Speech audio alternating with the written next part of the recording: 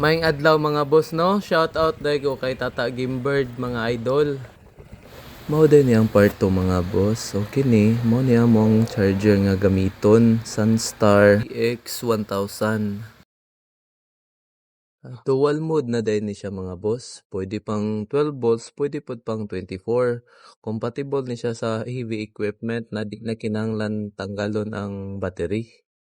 Ug kani inyong nakita mga boss, kani mo ni ang inverter nga among gamiton para magamit ang charger. Kay kani gikan 12 volts ang iyahang out to 20 volts.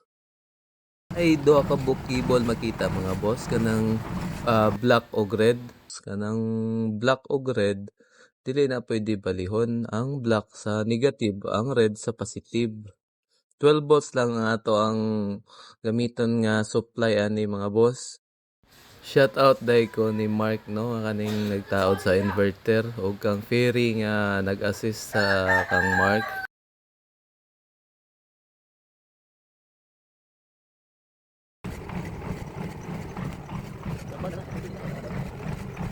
Mao di ni ang indicator nga makita mga boss. Sa left side ani mga boss makita ang 13.2 volts DC ug sa right side pod makita diri ang 224 volts AC.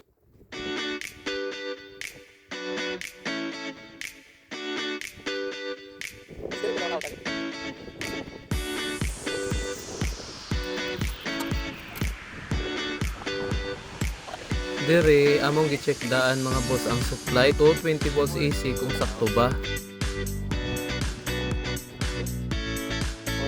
Dinhi mga boss nag-check pod mi sa battery 23.21 volts.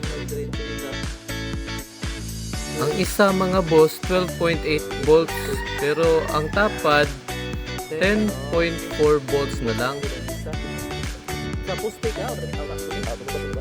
So kay lobat man jud mga boss, so tara, charge na to.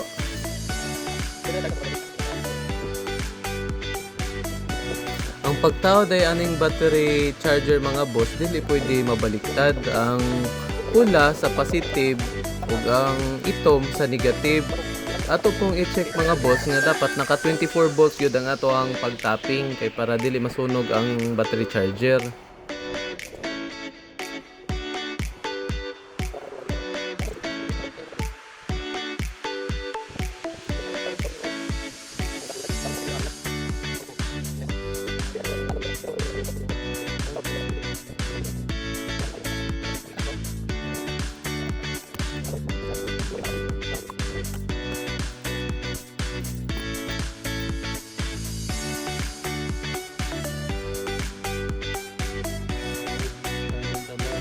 Dire kay human naman ta nag-check mga boss. So ato nang i-try pag-start.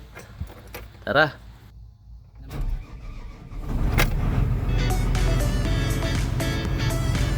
Okay, andar na guys.